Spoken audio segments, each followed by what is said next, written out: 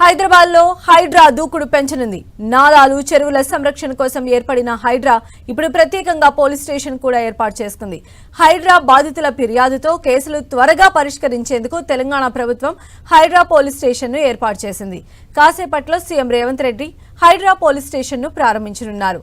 ఒక ఎస్హెచ్ఓతో పాటు 10 మంది ఎస్ఏలు 30 మంది కానిస్టేబుళ్లను ప్రభుత్వం నియమించింది. ఇక ఇదే అంశంపై హైడ్రా పిఎస్ నుంచి మా ప్రతినిధి రాముడు మరింత సమాచారం అందిస్తారు. ప్రభుత్వ భూములు, పార్కులు, చెరువులు, నాలాలు, రోడ్లు ఇలాంటివి ఏవైనా ఆక్రమణకు గురైతే వాటిని రక్షించేందుకోసం హైడ్రాను తీసుకొచ్చింది ప్రభుత్వం. దానిలో మరొక ముందడుగుగా చెప్పుకోవచ్చు హైడ్రాకు సంబంధించినటువంటి పోలీస్ స్టేషన్ ఏర్పాటు చేయడం.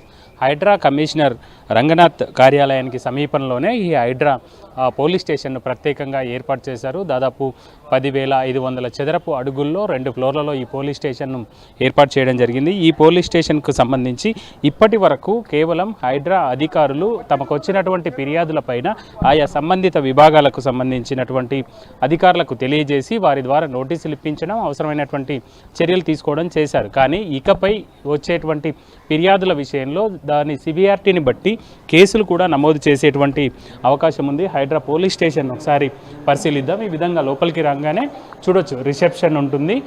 దాదాపు 30 మంది కానిస్టేబుల్లు ఇందులో పనిచేస్తారు. ఒక ఎస్హెచ్ఓ, అదేవిధంగా 10 మంది ఎస్ఐలతో పాటు 30 మంది కానిస్టేబుల్లు ఉంటారు. ఇక్కడికి రాగానే వాళ్ళ ఫిర్యాదు ఏంటి అనే అంశాలపైన ఇక్కడికి వచ్చినటువంటి ఫిర్యాదుదారుల నుంచి వివరాలు సేకరించి ఆ సంబంధిత విభాగానికి సంబంధించినటువంటి వివిధ ప్రాంతాలకు సంబంధించినటువంటి ఎస్ఐలు ఎవరైతే ఉంటారో వాళ్ళకు పంపించేటువంటి అవకాశం ఉంటుంది. అదేవిధంగా ఎస్హెచ్ఓగా ఉండేటువంటి తిరుమల్కు కూడా దానికి సంబంధించినటువంటి ఏర్పాట్లు పరిశీలించి ఎవరెవరికి ఏ పనులు కేటాయించాలి, ఏ ప్రాంతానికి సంబంధించి లేదా ఏ ఇష్యూకు సంబంధించినటువంటి అంశానికి సంబంధించినటువంటి ఫిర్యాదులు వచ్చాయి, నాలానా, రోడ్ల కబ్జానా, లేకపోతే చెరువుల కబ్జానా, పార్కుల కబ్జానా, ఈ విధంగా వివిధ విభాగాలకు సంబంధించి వాటిని సాగ్రిగేషన్ చేసేటువంటి అవకాశం ఉంది. ఇక్కడ అందరు పోలీస్ అధికారులు కూర్చొని సిబ్బంది వీళ్ళందరూ కూడా పనిచేయడానికి అవసరమైనటువంటి అన్ని ఏర్పాట్లను అయితే హైడ్రా అధికారులు ప్లాన్ చేశారు. ఇక ప్రధానంగా మనం చూస్తే ఇప్పటి వరకు అనేక ప్రాంతాల్లో హైడ్రాకు సంబంధించి టేకప్ చేసినటువంటి ఇష్యూస్ పైన కేసులు నమోదయ్యాయి. నగరంలోని వివిధ పోలీస్ స్టేషన్లలో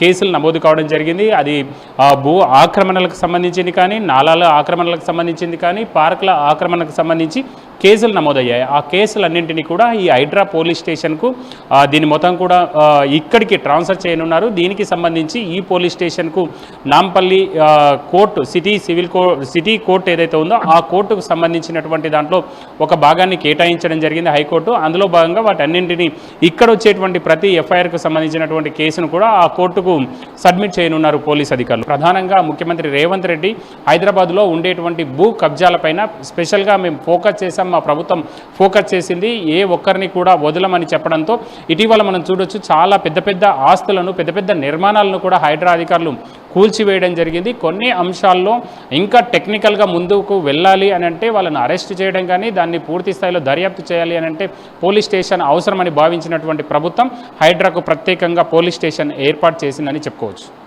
కెమెరా పర్సన్ మనోరంజన్తో రాముడు 10 టీవీ, హైదరాబాద్.